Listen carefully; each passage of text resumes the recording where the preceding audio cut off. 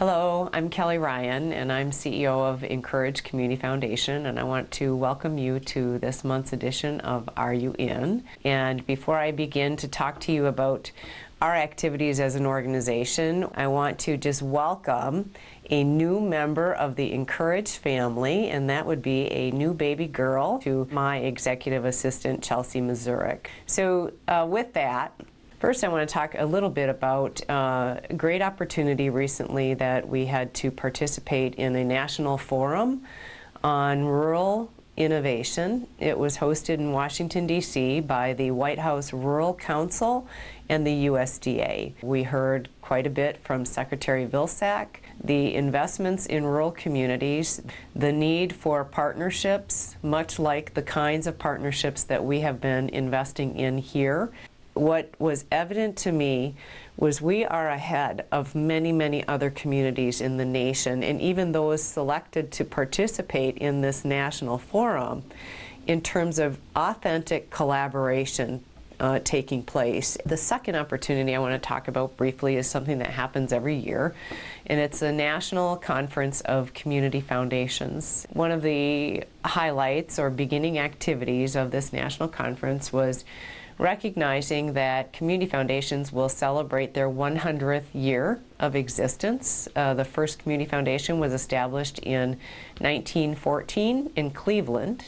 And marking this 100-year anniversary for community foundations is a new book published highlighting the work of a handful of community foundations. The composition of the book is chapters written by a number of CEOs. Our story is one of those stories. It's actually the last chapter in the book. At the end of the day, what the story is about is how resident engagement is truly the key to the future. It's not money. Money helps, but it's not money. It is about residents taking ownership of their place and determining what they want in their future. And if you'd like to read it and talk to me about it, I would welcome that conversation. And in closing, it is very close to year-end giving time for a lot of people. I'd encourage you to think about the Community Foundation when you're thinking about year-end gifts. And we do operate on gifts. We are a 501c3, just like any other nonprofit organization.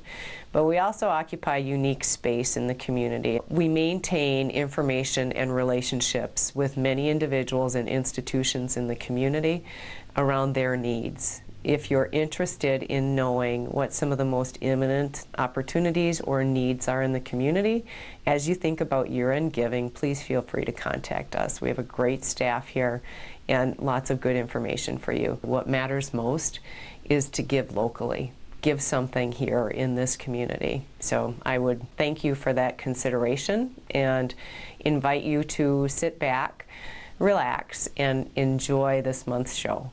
Thank you.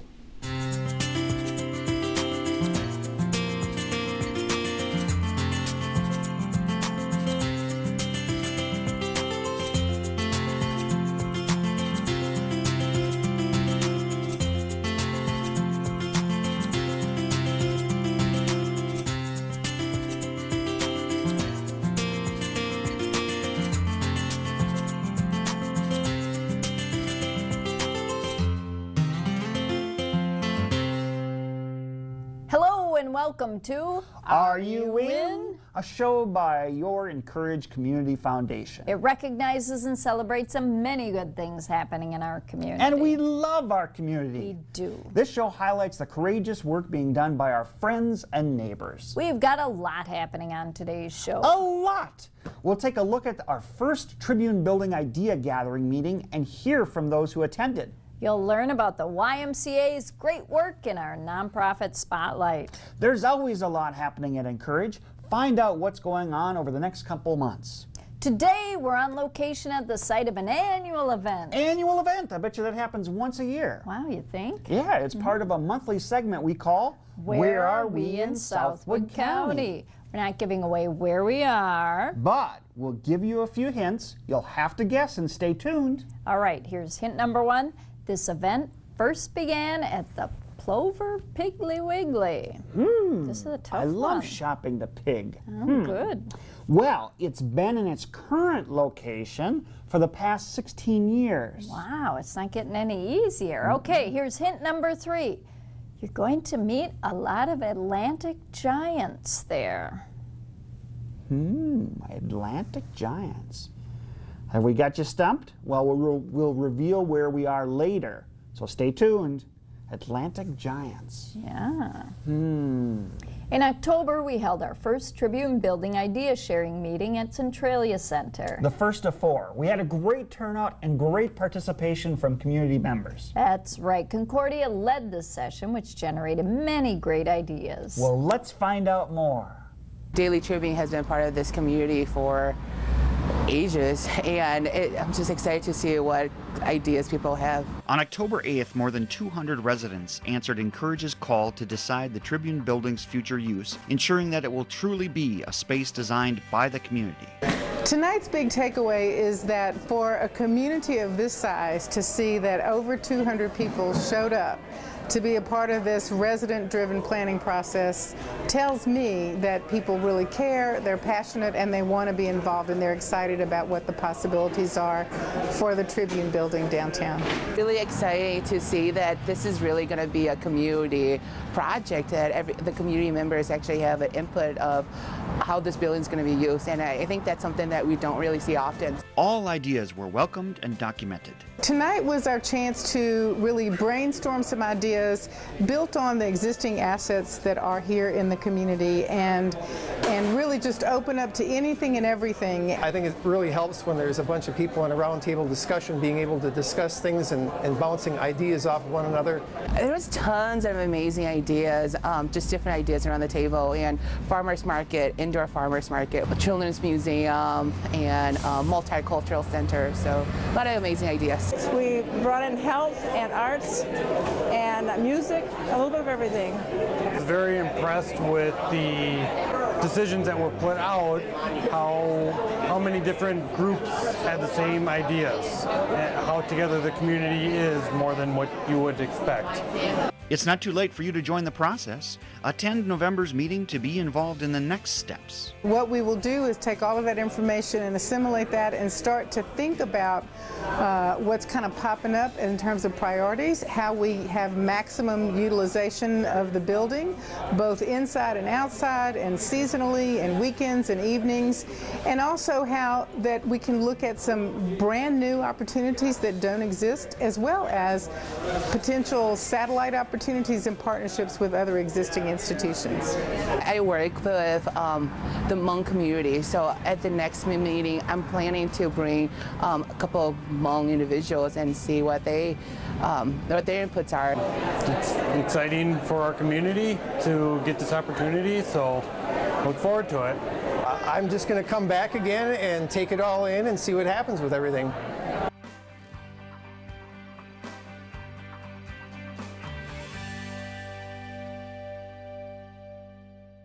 Today we're featuring a great organization in our Nonprofit Spotlight segment. Dozens of local nonprofits are doing amazing work in our community. And one of them is in the spotlight today at Southwood County YMCA, which is committed to improving the health and well-being of local residents. And here's a tidbit of info. This video is made possible through an Incourage grant to Hearts Media, a local audio-video production company. Well, let's take a look and do the YMCA.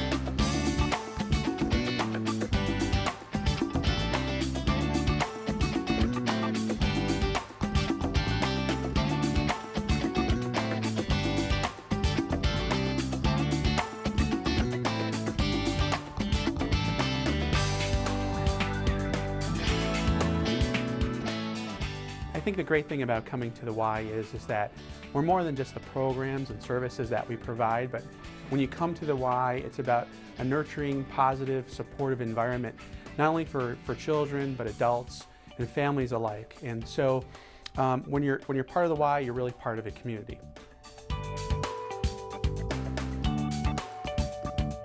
We have a nice variety of activities and programs we offer for children. We have a toddler 1 and 2 room for ages 1 and 2. We have a preschool program for ages 3 to 5. And we have after-school programs for the children that are 4K to age 12. We also offer a program on days of no school for children here at the Port Edwards location. And we have a summer club program for children during the summer months. We've got the gym, racquetball courts, pool, wellness center, personal fitness programming, the track, personal training, group fitness. Did I forget anything? I think when you talk with people, you find out that the Y means a whole lot more to them. There's a lot of stories that individuals have, and don't take my word for it. Check out these individuals as well. The reason I chose the Y is basically the accessibility of the building and the pool. There's a chairlift that I could use to get into it, and I use the pool I'm able to actually walk in the pool, and because your weight is a lot less and stuff, and my dad helps me walk in the pool and do squats and stuff, and I get some good cardio in by doing laps as well. So. The facility really works out well for us. It's centrally located, real close to our house, about 10 or 15 minutes away, and it's a complete facility with the pool, of course, and the showers, and the accessibility is excellent here. Well, the Y has been in our family for many years. My grandfather started it in 1958, and it's been a part of our life since then. I've been involved with the Y for the board of directors, through teaching classes, taking classes, and my children have also been involved in the Y through swim team, camp. My daughter's been a counselor. The Y is just a part of our family and our life, and it will be for many years to come. We have a family membership to the YMCA. My youngest daughter is going to preschool here. My teenage daughter is on the swim team, and my husband and I frequently use the wellness center as well as the swimming pool and hot tub area. My youngest daughter here started preschool in the springtime, and that's just been a wonderful asset to our family to be able to have her involved in the preschool at the YMCA. It not only provides her with a socialization that she really needed, but it is also preparing her for kindergarten and encourages and facilitates a healthy lifestyle. And so we all really enjoy the YMCA very much, and it's a part of our daily life.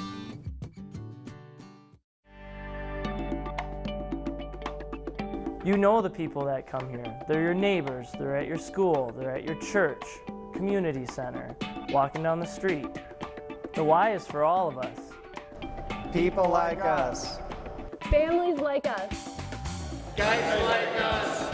Kids like us. People like us. So come join us at the Y. We invite you to be part of our community. When you're part of our community, you'll find that you're not alone. You have a lot of friends, neighbors here with us, so come on down.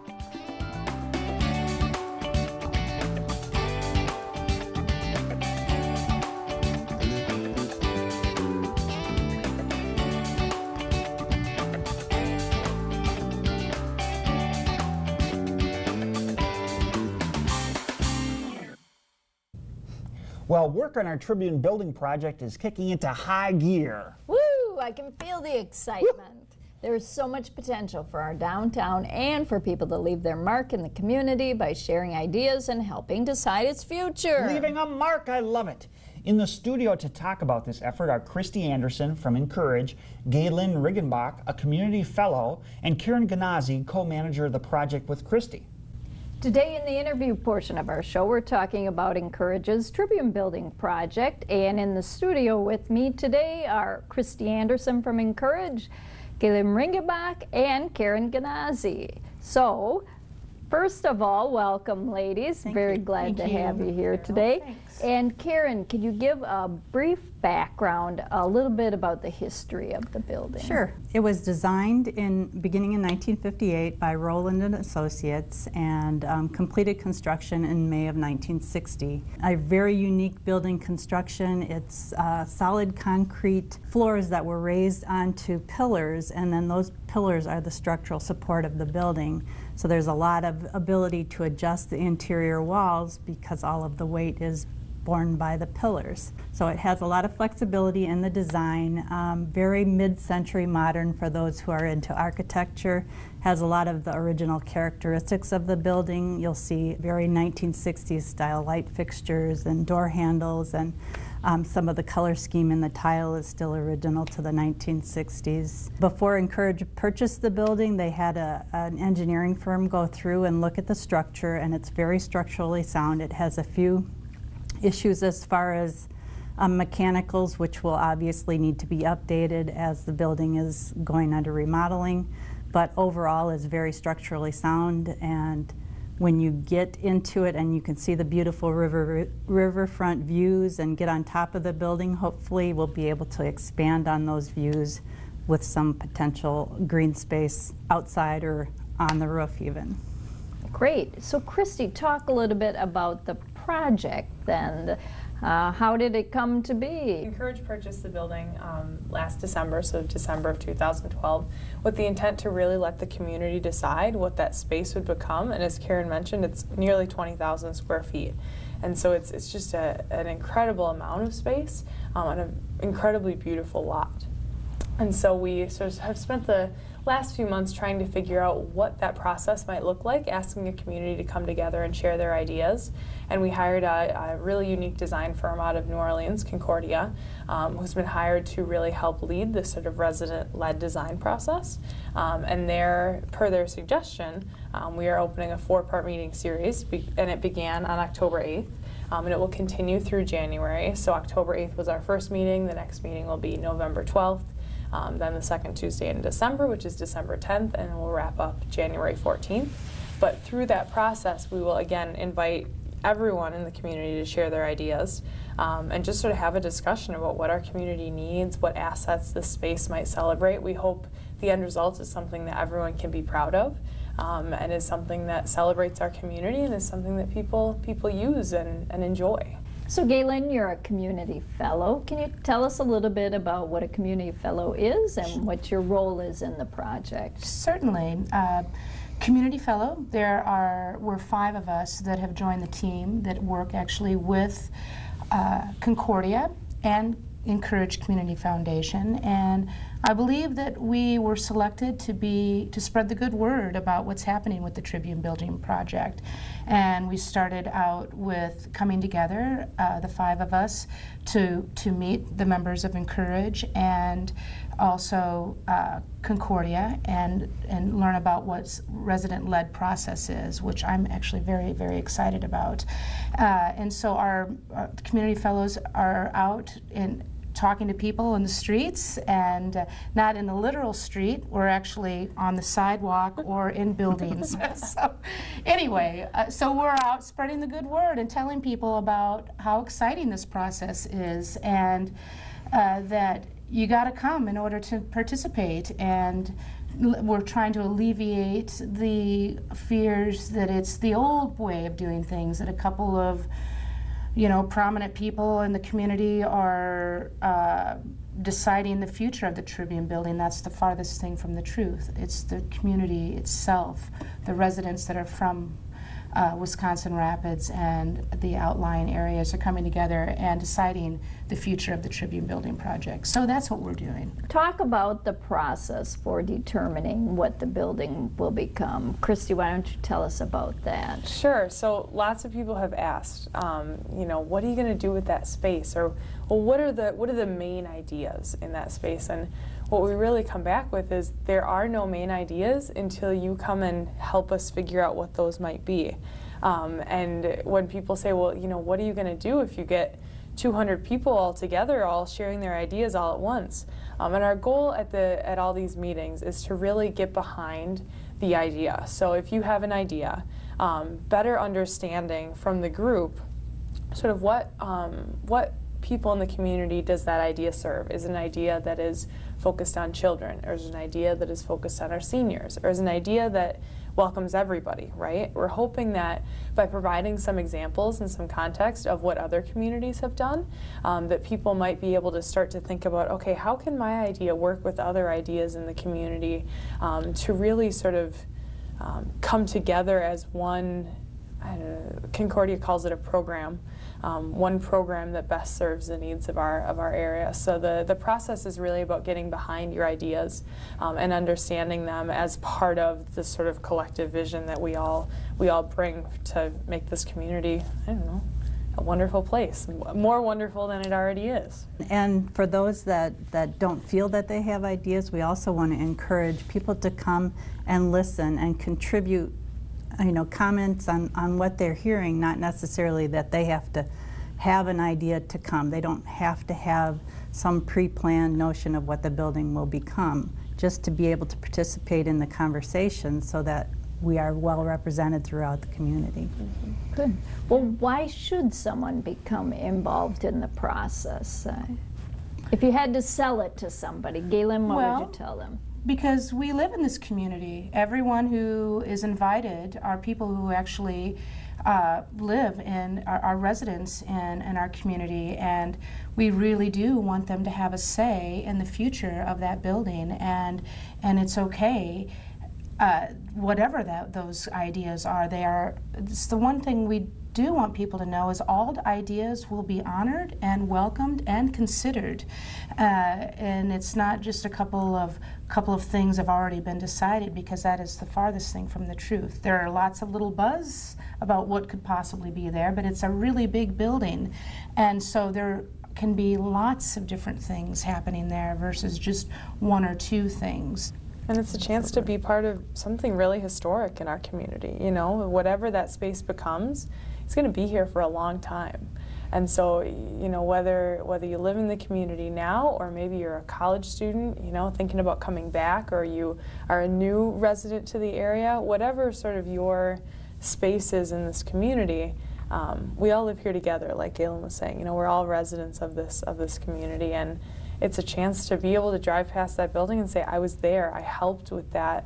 I would also say that the river is an asset that has been underutilized in our community, and this building offers an opportunity to really incorporate businesses or recreational activities that take advantage of that asset that haven't been taken advantage of before. So people who are interested in, you know, seeing the river used in a new way, I think should come also and throw out some ideas for how we can pull the river into this project. And the other thing is there's going to be so many great ideas shared at these meetings that even if not everyone is implemented, there is a great place for us to network, and maybe somebody's inspired by an idea that somebody had, and maybe it's not implemented in there, but there's a little shop right down the road that maybe that idea can be implemented. So it's more than just the Tribune Building project and what's going in the Tribune Building. It's us coming together and talking about all kinds of visions and ideas that can help our community outside of the Tribune Building project too. Mm-hmm. Yep. And Concordia's process helps that too, because they have you focus on things that are missing from the community. So you're going to be mapping out the assets that we have, and focus on, well, you know, what isn't there, you know, and how can we bring it into this project. So the entire community will be able to see, all right, we can take a little bit of this and a little bit of this and a little bit of this and make it into something cohesive. So wonderful. Well, thank you all for joining me today, and appreciate you taking the time. So thank you, ladies. Absolutely. Much appreciated. Thank you, Carol. Thanks for having us, Carol.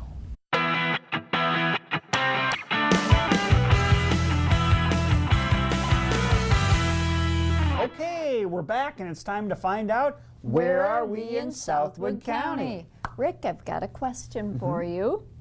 When is a pumpkin not a pumpkin? When it's a jar. No. No, when you drop it, then it's squash. Oh, good Ba-dum-bum. one, Carol. Very punny. Well, at Nakusa's Giant Pumpkin Fest, they drop a giant pumpkin, so they must have pumpkins and squash. They do, and here's Ginny Johnson to tell us more.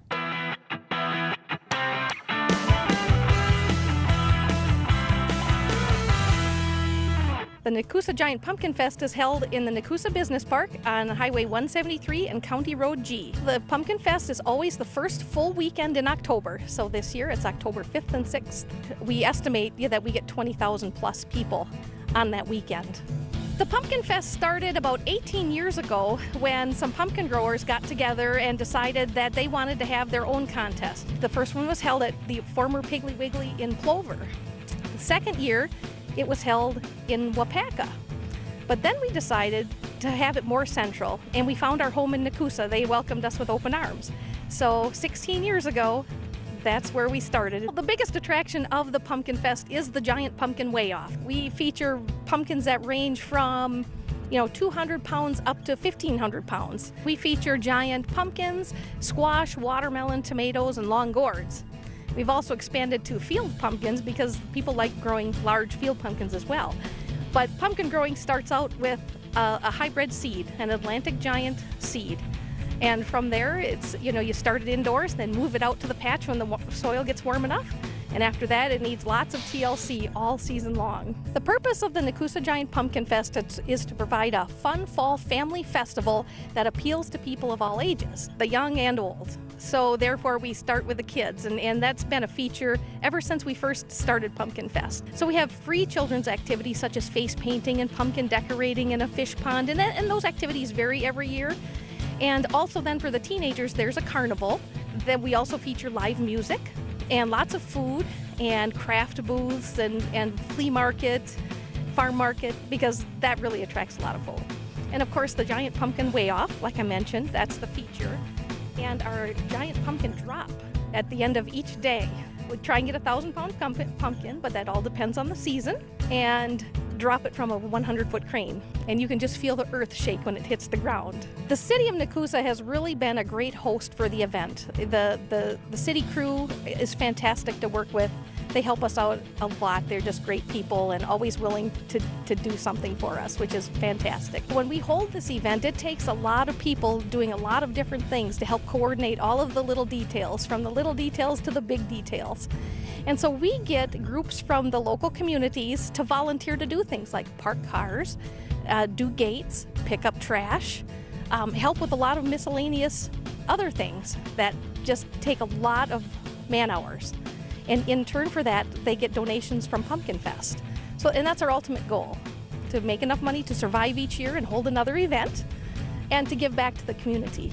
Well, that's it for today's show. We appreciate you taking time to get the inside scoop about your community and the work of Incourage Community Foundation. And if you have a story idea that highlights something good happening in our community, or courageous work being done here, contact us here at Incourage. We'd love to feature it. Your story could be next. As always, a huge thanks to River Cities Community Access for hosting us. Tune in next month for another edition of Are You In?